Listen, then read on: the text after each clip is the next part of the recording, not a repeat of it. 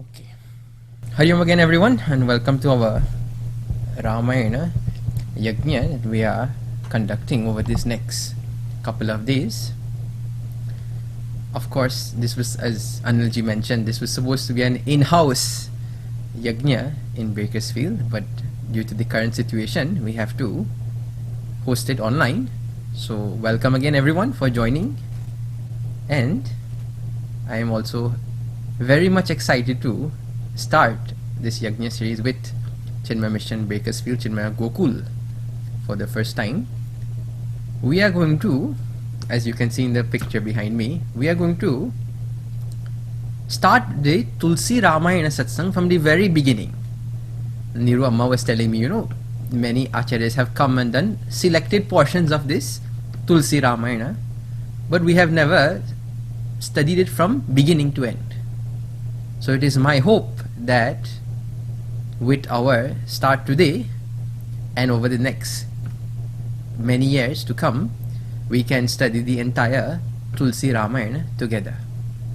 So with that, let us invoke Bhagwan's grace and blessings, Puja Gurudev and the entire Guru Parampara's grace and blessings for this auspicious start of this Tulsi Ramayana Yajna and for continued study and reflection on this great work of Goswami Tulsidas ji.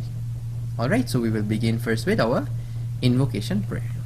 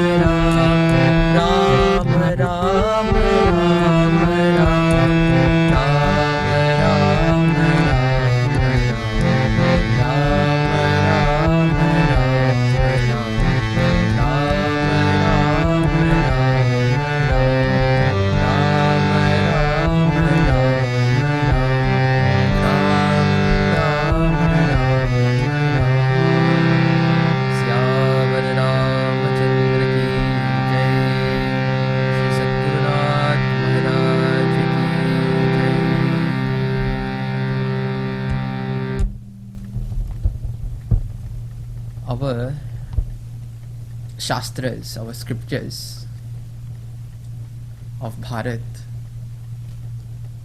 in so many ways, in so many various expressions, utilizing various techniques, literature, helps the man, human beings, to lift himself to a state of equipoise, balance, a state of discipline, moderation, a state of perfection. All scriptures, all Shastra, they are with this intention in mind to lift the human being, the man, to a state of perfection. With that purpose only they go on explaining to us, pointing out to us in various ways, sometimes through poetry like shlokas, etc., sometimes through prose, writing various commentaries, etc., sometimes through kirtanam, bhajan, nama sankirtan, sometimes just by bhajan and kirtan, singing and chanting the Lord's name. The scriptures and the great teachers, they try to bring us to refining ourselves and perfecting our personalities. When it comes to all scriptures which are available to us today, especially in this current time, one scripture which has maintained its, for the lack of better words, its popularity for so many years, and not only popularity but also relevance. One such scripture which has maintained its popularity and relevance till this day is the Katha of Bhagwan Sri Rama. The life story, the Leela, the Charita of Bhagwan Sri Rama somehow seems never to get old in the minds of those of us who are followers of Sanatana Dharma, but even for those who wish to have a better understanding of how to perfect oneself. This Ram Katha has been spread not only within India but across the world for many, many decades. Growing up in Trinidad, it is said that this Ramayana, this Ram Katha, standing on the foundation of Ram Katha only, the entire Hindu religion was protected in Trinidad. Meaning, in this Ram Katha has all of the lessons a society needs to learn. Meaning, each one of us as an individual, what lessons we need to learn, to implement, by which as a society we grow, evolve towards our spiritual and ultimate goal. This Ramayana, of course, Ram Katha, its very first description, elaboration, elucidation is found in Valmiki Ramayana. So how many of us have heard of Valmiki Ramayana? It is written, of course, by Rishi Valmiki, and it is a grand work by Valmiki Rishi, and that in the language of Sanskritam. This Valmiki Ramayanam, the very original epic depicting the life of Bhagwan Sri Rama, across India at one point it was studied, both north and south. Later edition came the Kamba Ramayana in Tamil language. And over the years, many great acharyas, teachers, have also tried to express the glory, the Katha of Bhagwan Sri Rama in various languages. The language of this Ramayana Katha, which we are going to study, this Ramayana Katha of Goswami Tulsidas ji is in Avadhi Bhasha. Avadhi Bhasha means what? Avadha means Ayodhya. Avadhi means that which is spoken by people of Ayodhya. So the dialect of Ayodhya, that Nagara, that city, that Bhasha, that language, that style of speaking is what is called as Avadhi Bhasha. So it is a mixture, we will find a mixture of Sanskrit words, we will see some aspects of Hindi also, Tamil also, mix of words are there from various languages of India. This Avadhi Bhasha, Goswami Tulsidas ji has written this Tulsi Ramayana. So Valmiki Ramayana in Sanskrit, now written in Avadhi Bhasha by Goswami Tulsidas ji. Now we should ask this question. If Valmiki Ramayana is already there, it is such a grand work, why the need to write in some other language? Why not just study the same Valmiki Ramayana and call it a day, as they say? Why go write some other work in a different language? So we will see.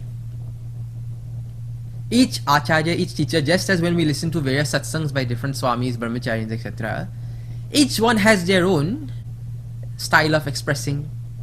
Each one gives emphasis to certain points.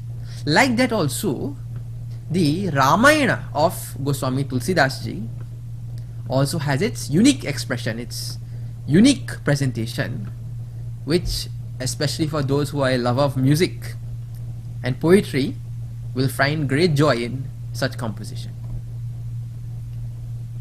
A little bit about Goswami Tulsidas ji we should see as we begin this great initiative of studying this Tulsi Ramayana.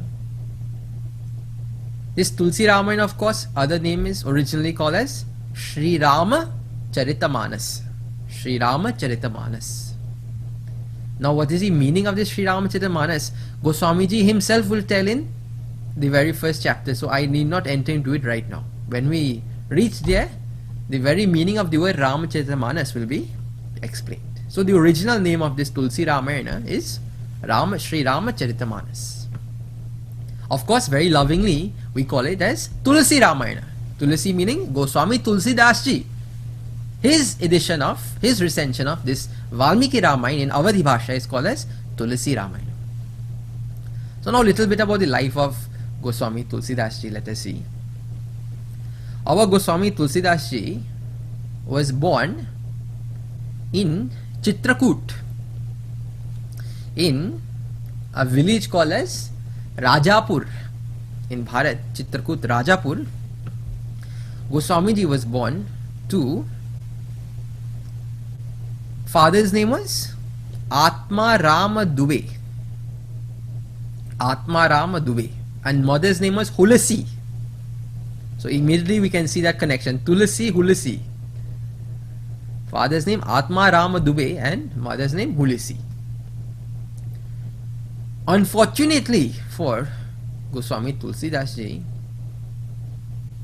at a very young age, his mother passed away. Father also passed away. And he was left in the care of one of the maidservants of his home. Before that, just one more point to note about his life. It is said that Goswami Tulsidas ji spent 1 year in the womb of his mother at the time of pregnancy. Generally we say how many? 7 to 9 months, correct? Goswami ji stayed for 1 year in the womb. And it is said that when he came out of the womb, Goswami ji looked like he was 4 to 5 years old. Some say it was very inauspicious to have a child who looked 4 to 5 years old at the time of birth. It is also said that Goswami ji at the time of birth was born with 32 teeth, fully developed. And in our local poetry, etc., it is said, the one who is born with a full mouth of teeth, whatever he says, it becomes Satya Sankalpa. Means if that person says it, it is true, or it will become true. So Goswamiji was also born with such features, looking like 4 to 5 years old, having a full mouth of teeth, considered very inauspicious in the society at that time to have such a baby. Now with mother and father dying, by age 5 he was left on his own with this maid servant. Who to feed him, who to take care of him? It is said the very goddess of food, Annapurna Devi, used to take avatar, take some form and come to feed Goswami Tulsidas Ji. Later on in his life, closer to age 7, 8, Goswamiji meets his own guru, Narahari Ananda. Narahari Ananda. And just as when one goes to guru and learns from that teacher, one is initiated with a name, our Goswami Tulsidas Ji was initiated with the name Ram Bhola. Ram Bhola. So now this Ram Bhola, meeting his guru Narahari Ananda, studies and gets initiation from him into Gayatri Mantra. So with brahmacharis, when they are young, they are initiated from early age into the practice of Gayatri Mantra, means the chanting and repetition of this Gayatri Mantra. This Narahari Ananda, of course, initiating Goswamiji, of course at that time now he gets the name Ram Bhola. He travels across Ayodhya studying Vedanta, means Upanishads, etc., Purana, Itihasa, all these other things, Sanskritam, and we will see the glory of Goswamiji's knowledge as we study this Tulsi Ramayana. So he studied all various fields of scriptures. He was also initiated into Sri Rama Mantra. Sri Rama Mantra means what? Special initiation into the chanting of the Vedic mantra associated with Bhagwan Sri Rama. So it is called as Vaishnava Diksha. So Goswamiji was initiated, Ram Bhola was initiated into this Gayatri mantra and also Rama mantra, given this Vaishnava Diksha. So studying all of this Shastra, scriptures, Sanskritam, languages, etc., Goswamiji finished his studies. For about 12 years, Goswamiji studied scriptures in Ayodhya. Now after studies, what happens? Brahmachari now generally becomes Grihastha. So Goswamiji is married into a girl belonging to this Bharadwaj Gotra. And it is said that Goswami Tulsidas Ji, this Ram Bhola, was very much infatuated by, in love with. You know, we say fall in love, not rise in love, fall in love. So he fell in love with this lady, his wife, and he got married to her. It is said once, Goswamiji's wife, she had one brother, and that brother had called for her to come back to her father's house, to her father's place for some time, for a few days. And remember this, Goswamiji, this Ram Bhola, loved his wife so much. So the idea of being away from her, infatuated with her, she going now to her brother's place, back to her father's home. Goswamiji, restless to be a night without her. They said the very first night that she left, It was extremely rainy, extremely stormy, the weather. But our Goswamiji could not bear that separation, even for one night. So it is said through all that weather, all that rain and storm, etc., he started his journey to meet her, to go to her father's place. It is said that on that way to that destination, Goswamiji had to cross one river. And of course, late at night, desperate to reach his wife's paternal home, restless and desperate, he looks to some support in that river, to a raft, to cross over that river, to get to the other side. It is said that that raft which Goswamiji used, this Ram Bhola, the raft that he used to cross that river, to get to the other side on that dark, rainy, stormy night, that raft was really a dead body, a carcass. But what happened? So lost in, I need to see my wife, I need to meet my wife, I have to get there. Means he was ready to grab onto it. He thought it was log, a piece of wood. But what did he really grab onto? One carcass, one dead body floating. So he, lost in his infatuation for his wife, grabbed onto that carcass and crossed the river. In our Vedanta, this example comes of rope and snake. Many of us have heard this example, rope and snake example. Like that also, we also grab onto things in this world. In this world, things are like snakes, but we grab onto them like they are rope.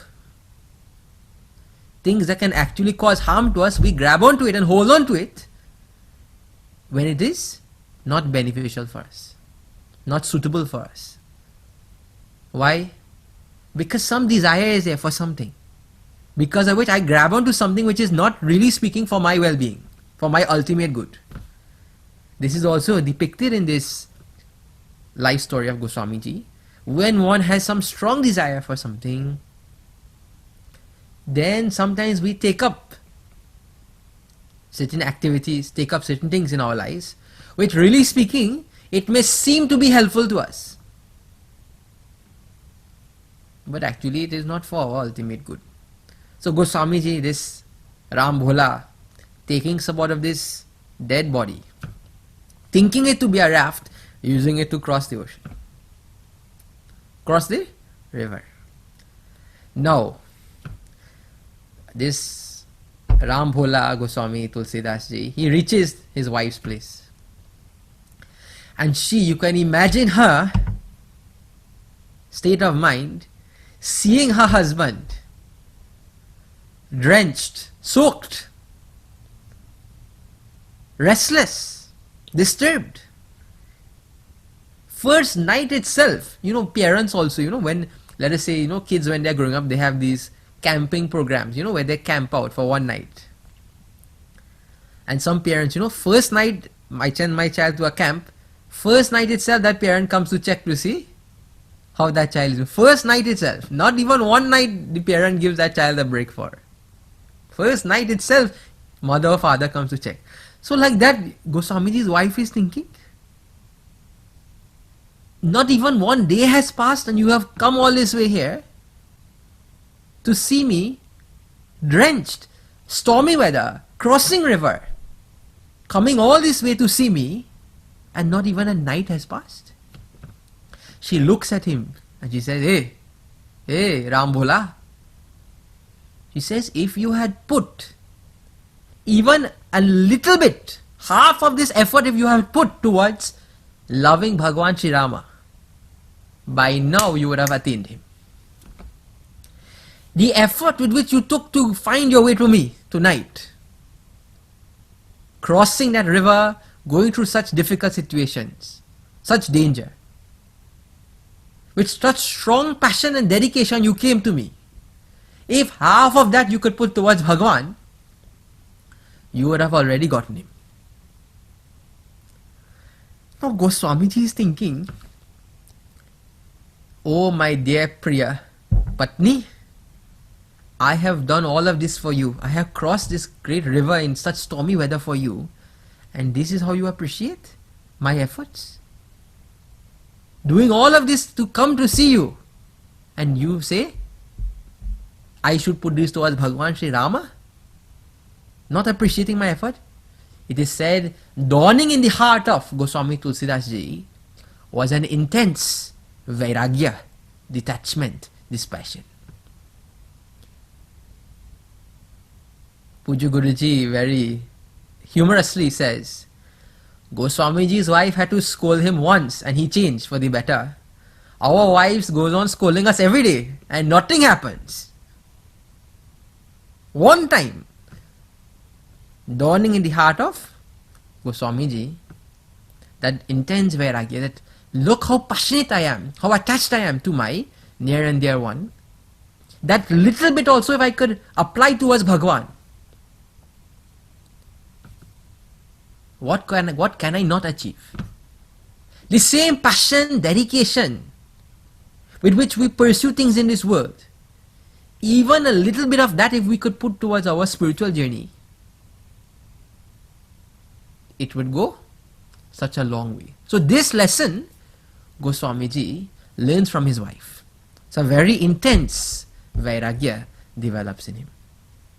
That all these things that I am running after, holding on to, attached to, these all things, really speaking, are not the goal in themselves. They are meant for something else. So in this scenario you see, even wife becomes guru. Even wife is able to teach and bring Goswamiji back to aligned with his spiritual path. And so too, in relationships, husband, wife, brother, sister, whatever relationship we may have, a relationship is only beneficial, especially for those of us who are followers of Sanatana Dharma. A true relationship is only that wherein both parties help each other mutually to walk their spiritual path, to encourage, support and walk spiritual path. So Goswamiji's wife wakes him up. He gets that wake up call that now I should put forth this effort, this same passion, dedication, attachment, I should now apply towards, direct it towards Bhagwan Sri Rama. Our Puja Gurudev very beautifully says this very famous quote, detach from the lower, attach to the higher. So like this, instilled in the heart of Goswamiji, Goswamiji decides, now I will transition out of the Grihastha ashrama. So he renounces the Grihastha ashrama, the married stage of life, and he begins now sadhana. Chanting Bhagavan's name, writing, composing. And in the very beginning of his sadhana journey after his Grihastha ashrama marital life, Goswamiji was writing, composing in Sanskrit language only. Because of course in that time, Sanskrit language was the most utilized learning tool for spiritual and religious knowledge. All of the great institutions which propagated the teachings of the scriptures, they all were Sanskrit institutions only. So Goswamiji in his very introduction to writing, composing, was only writing in Sanskrit. Very funnily enough, very surprisingly enough, Goswamiji, one phenomena used to happen. Every night, Goswamiji used to be, at that time, they used to write shlokas in, these leaves. Those manuscripts were leaves. So Goswamiji used to write those shlokas, those compositions, on leaves. And every night after writing, he would go to bed, leave those leaves aside. And when he woke up, those leaves, those pamphlets, etc., they used to disappear. Or the words on the leaves, they used to disappear. What a peculiar thing. Every night writing these shlokas, composing these shlokas, and then waking up the next morning, whatever that Goswamiji used to write, gone, disappeared. Sometimes rats would take it away. Sometimes it would blow away with the wind. All sorts of phenomenal situations. So some 1, 2, 3, 4, 5, 6, 7, 8 days this went on for. One night, this 8th night, Goswamiji going to bed, thinking about why is this happening. Bhagwan Shiva appears and this gives darshan to Goswamiji in his dream. Who appears? Bhagwan Shiva. Bhagwan Shiva appears in Goswamiji's dream and gives him darshan and tells him, hey, don't go on writing in Sanskrit language. You write it in the language of the locals. So Goswamiji is Ayodhya, so the local language was Avadhi. So Bhagwan Shiva appears in the mind of Goswamiji in his dream and says, write in language of Ayodhya, local bhasha, not in Sanskrit language. Taking it as a divine upadesha, divine instruction, Goswamiji wakes up and blessing of Bhagwan Shiva is there to write this composition in Avadhi, no more in Sanskritam. And Bhagwan Shiva told him in that dream that you write it in this language and I will make sure that it is studied and it is passed on. So said, so done, yes. Even to this day, aren't we all chanting, studying this Tulsi Ramayana? So by whose grace and blessings? By Bhagwan Shiva's grace and blessings only. So with Bhagwan Shiva's grace and blessings, Goswamiji starts this Avadhi Bhasha composition. So he doesn't start directly with this Tulsi Ramayana. He writes so many small compositions. Some of us may be familiar with, apart from this Tulsi Ramayana, there is one work of Goswamiji called as Vinaya Patrika. This is also in Avadhi Bhasha. One other composition. So many small compositions are there. So like that, before starting Tulsi Ramayana, so many compositions in this Avadhi Bhasha. One day sitting on the banks of the river, Goswamiji, looking in the distance, sees two men riding horses with bow and arrow. Giddy up, giddy up, giddy up. And he doesn't know who are these two men in the distance riding these horses, going along the river bank.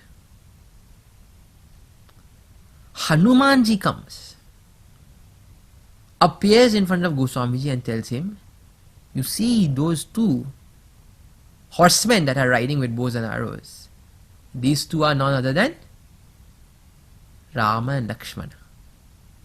That what you saw just now was Rama Darshana. And of course Goswamiji in his childhood was initiated into Rama Mantra.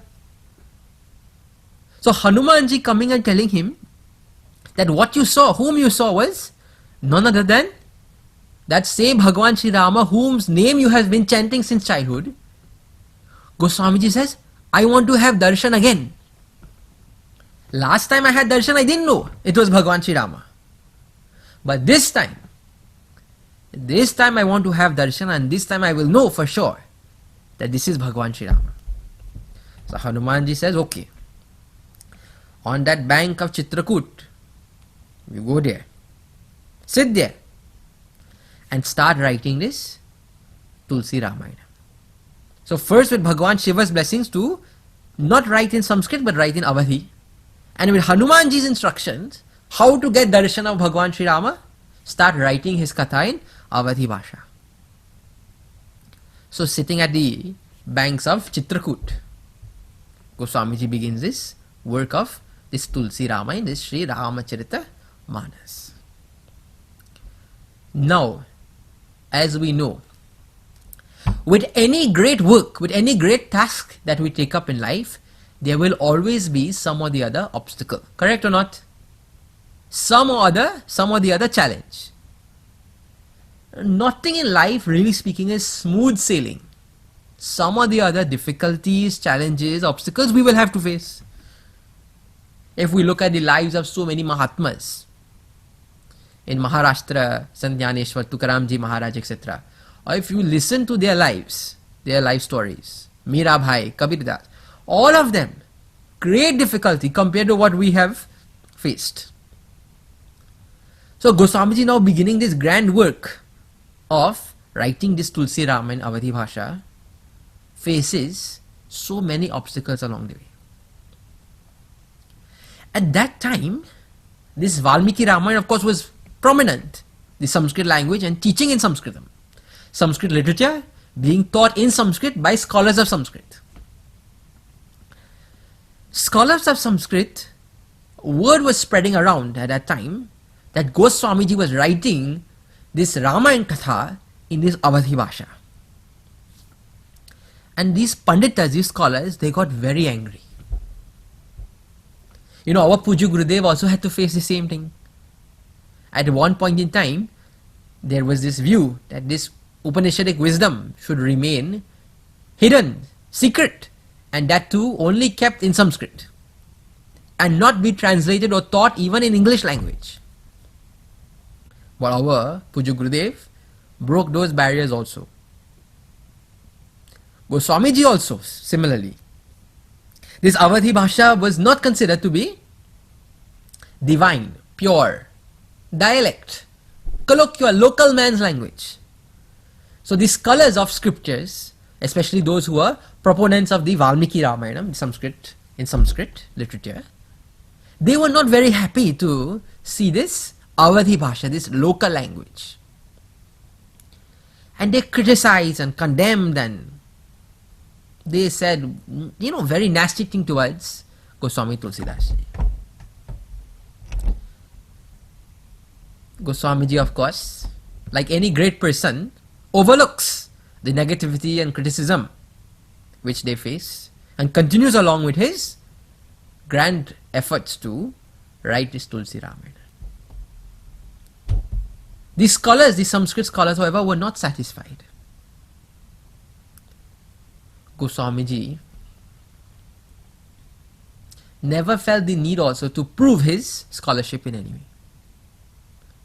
Completing this Tulsi Ramayana Awadhi Bhasha, some of these scholars, these Sanskrit Panditas, they took this Tulsi Ramayana in Awadhi Bhasha and they took it to one great Acharya at that time, whose name we may be familiar with, Acharya Madhusudana Saraswati. You know, our Gita Dhyanam that we chant, Om Parthaya Pratibodhita Bhagavata, that is written by Acharya Madhusudana Saraswati. The divisions of the chapters in Bhagavad Gita is given by Acharya Madhusudana Saraswati.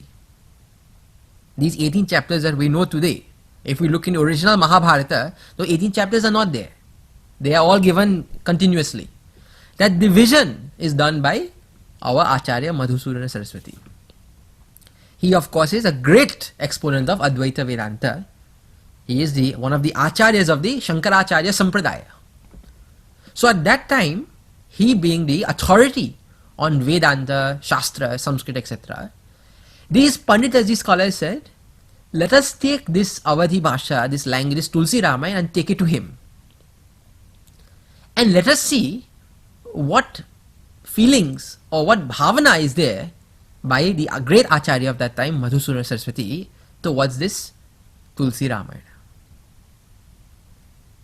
Because it is with the hope that if Acharya Madhusudana Saraswati doesn't appreciate it, then this text will not be studied, not be propagated, not be shared with anyone. Because he is the authority at that time. So this Tulsi Ramayana in Awadhi Bhasha is taken to Acharya Madhusudana Saraswati. And it is said, Acharya Madhusudana Saraswati, reading this Tulsi Ramayana, he composed one shloka, one verse after completing its reading. Very potent, very powerful, this verse.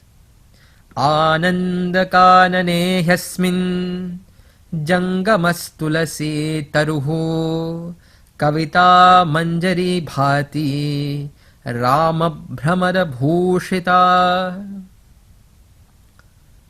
Our Acharya Madhusudana Saraswati says, in Benares, Kashi, Asmin Ananda Kanane. Ananda Kanane, this is another name for Kashi, Benares, Varanasi. In his Varanasi, Goswamiji is Jangama Tulasi Taruhu. Goswami Tulsidas is a moving, walking, talking Tulasi plant.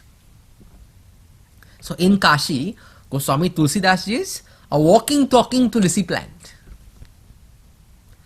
And this Ramacharitamanus, these poetic words, they are the seeds of this plant. So Goswamiji is like a Tulsi plant in Kashi. And the poetic words of this Tulsi Ramayana are like seeds. And Rama Brahmada Bhushita. And Bhagwan Shri Rama is Brahmara. Brahmara means what? That bee. So that bee goes looking for that flower, that seed. So it is said, Madhusudana Saraswati Acharya says, if we look at this Tulsi Ramayana, Goswamiji is like that Tulsi plant. The words of this Tulsi Ramayana are like the seeds of that flowering Tulsi plant. And Bhagwan Shri Rama is like that bee. Means what? Where there is Tulsi Ramayana, there Bhagwan will be attracted. Means Bhagwan will come into our lives. Just as where there is a flower plant, that bee comes looking. Flower plant doesn't go to bee. Bee comes into the proximity of that flower plant. So too, this Tulsi Ramayana will attract Rama. Means what? Bhakti for Bhagwan, love for Bhagwan. If I want to capture Bhagwan in my heart, just as that bee becomes enamored by that seed of that flowering tree, so too Bhagwan also will be captured by these poetic words of Tulsi Ramayana. So getting such approval, such validation, the scholars, the Sanskrit scholars, they were put to rest with respect to this Tulsi Ramayana written in Avadhi Bhasha. Goswamiji's very elaborate commentary on this Ram Katha in the form of this Tulsi Ramayana. We all know that till this day what joy it brings to so many devotees across the world. Chanting, singing, studying. Many places today also in Trinidad, in India. Some place somewhere in Trinidad, there is not a day that goes by where there is not Ramayana Katha. Some night somewhere in Trinidad, there is always Ram Katha. So too in Ayodhya, Uttar Pradesh, etc. Every night, some place somewhere, in some mandir somewhere, this Ram Katha goes on. So how lucky we are to be able to enjoy that bliss of this Tulsi Ramayana and also be able to attract that love, bring that love into our hearts, manifest that love into our hearts for Bhagwan Shri Rama.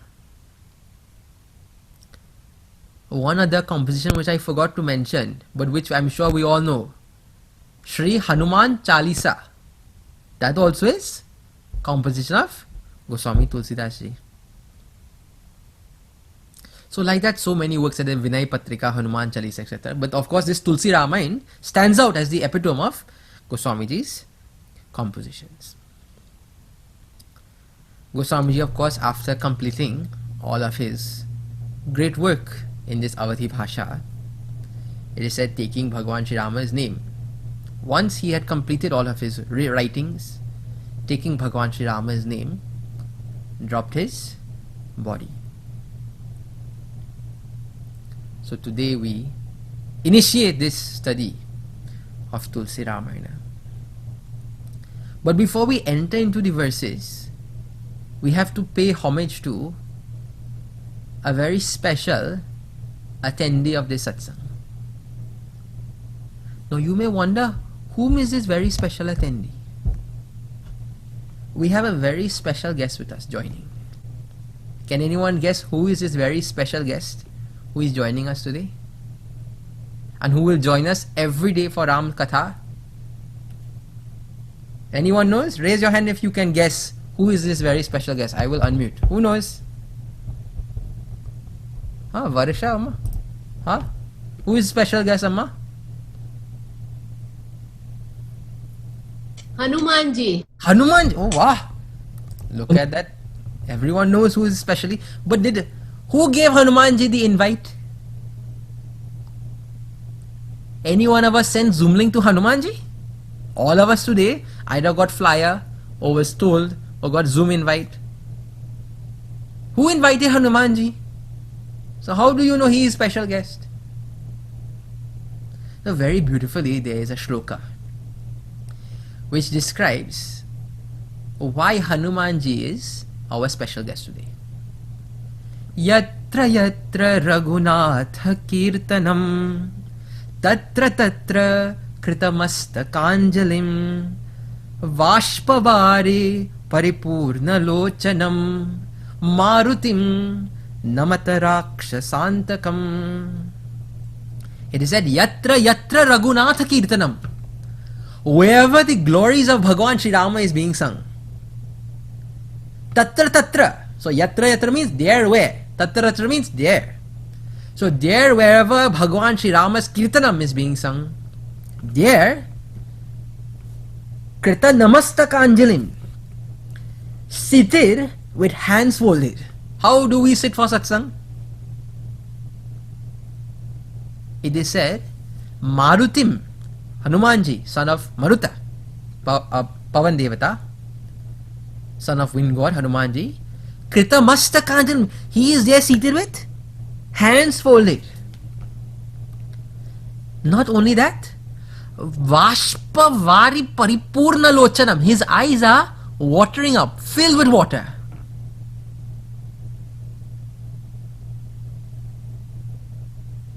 The one who is Rakshasantakam, he brings an end to all Rakshasas. To that Marutim, we offer salutations. Wherever there is Ram Katha, Hanumanji there is seated, hands clasped, namata, krita namastaka anjalim, and with eyes vashpavari paripurna lochana, eyes filled with water.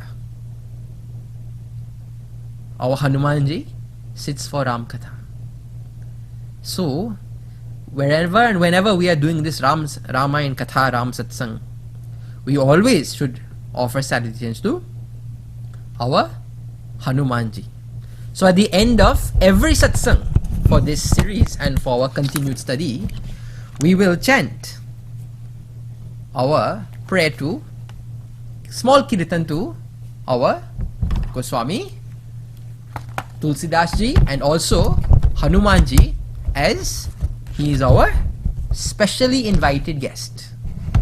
Alright, so let us sing to Hanumanji before we close today.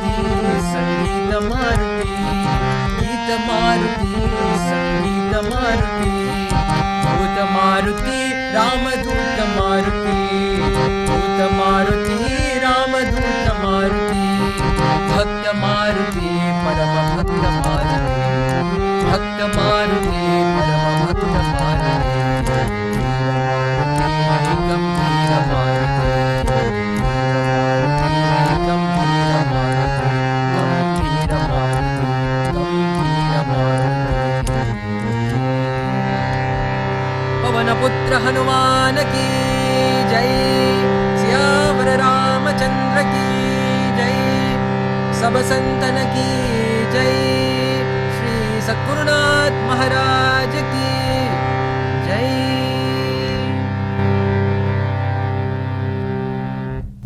So with that we begin our yajna. So today we have just seen the life of Goswami Tulsidas ji in brief.